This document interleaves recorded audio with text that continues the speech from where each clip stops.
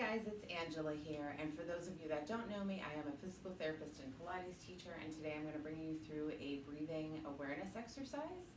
I could talk for hours about why breathing is so important and how much it does for us and how much more we understand from the research in more recent years, but I want to jump right in.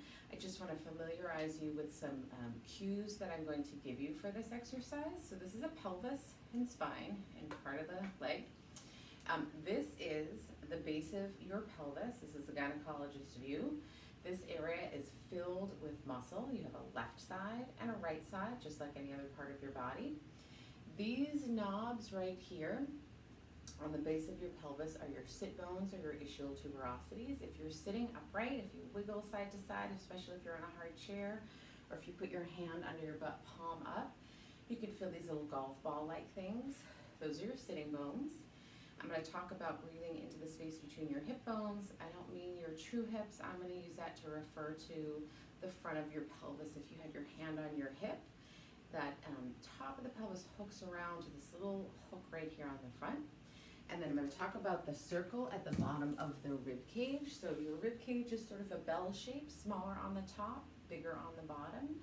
And they wrap around from back to front in 3 dimensions. So I'm going to talk about the circle at the bottom of your rib cage, okay? To get started, I'm going to have you lie down on your back.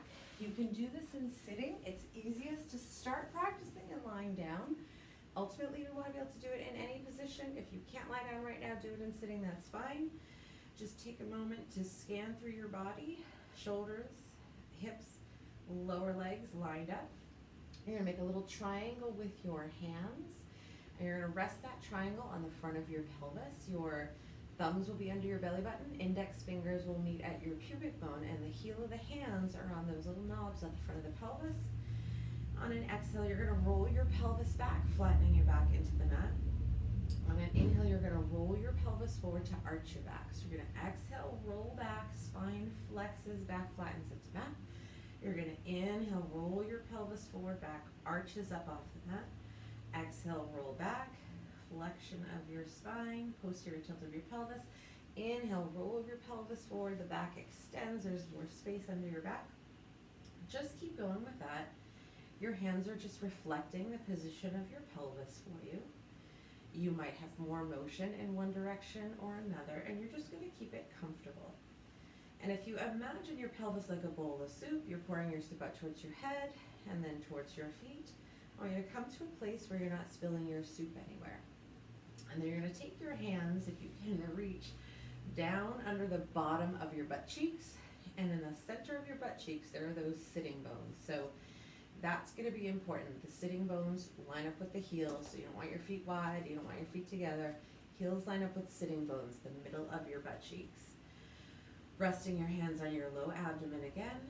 In that position where you're not spilling your soup anywhere, you are going to relax and breathe into the space between your sitting bones. Exhale, and at the end of the exhale, imagine sliding your sit bones towards each other. Relax to breathe into the space between your sit bones. Exhale, at the end of the exhale, imagine sliding your sit bones towards each other. It's not a big butt squeeze, it's not a pelvic tilt, so none of your bones are really moving. Relax to breathe into the space between the sit bones. At the end of the exhale, gently slide the sit bones towards each other. One more time, relaxing to breathe into the space between the sit bones. At the end of the exhale, imagine sliding your sit bones towards each other. These are deep stabilizers, so they're really not moving the bones, but that helps your brain to connect with them. We're going to shift our awareness to the front of the pelvis. I'm going to say hip bones, but it's those knobs on the front of the pelvis. You're going to relax to breathe into the space between your hip bones. Exhale, at the end of the exhale, imagine gently sliding your hip bones together. Relax to breathe into the space between the hip bones. Exhale, at the end of the exhale, imagine sliding hip bones together. Again, they're not going to move anywhere. Relax to breathe into the space between your hip bones. You shouldn't see any movement. Exhale, at the end of the exhale, imagine gently sliding your hip bones together. So again, it's not a butt squeeze, it's not a pelvic tilt. We're just relaxing and then isometrically turning on these muscles one more time. Relax to breathe into the space between the hip bones. At the end of the exhale, imagine gently sliding your hip bones together. And then if it works for your shoulders, bring your hands to the bottom of your rib cage. You're going to circle the bottom of your rib cage with your hands. You can stay lying down. If you're sitting up, you can stay sitting up. If that doesn't work for your shoulders, leave your hands just by your side or on your belly. You're going to relax. Breathe into the circle at the bottom of your rib cage. Exhale. At the end of the exhale, imagine closing the circle at the bottom of the rib cage. So relaxing to breathe into the circle at the bottom of the rib cage in 3 dimensions. Exhale at the end of the exhale, closing the circle at the bottom of the rib cage. Keep going with that, relaxing to breathe into the space at the bottom of the rib cage.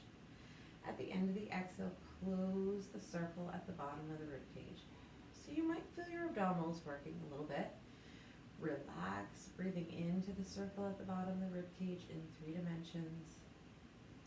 Exhaling at the end of the exhale, close the circle at the bottom of your rib cage. Now we're going to bring all 3 together, and don't worry if you're not sure if you're doing this right yet. By using your brain to connect with those bony landmarks, that helps your brain to figure out what you want to do and gets things back on track, especially during pregnancy, labor and delivery. These muscles can really get out of sync with the postural changes and the stretching. So just give it some time. So we're going to bring all 3 together, hands wherever they're comfortable for you. You're going to relax, breathe into the space between the sit bones, breathe into the space between the hip bones, breathe into the circle at the bottom of the rib cage. Relax to exhale. At the end of the exhale, sit bones together, hip bones together, close the circle at the bottom of your rib cage.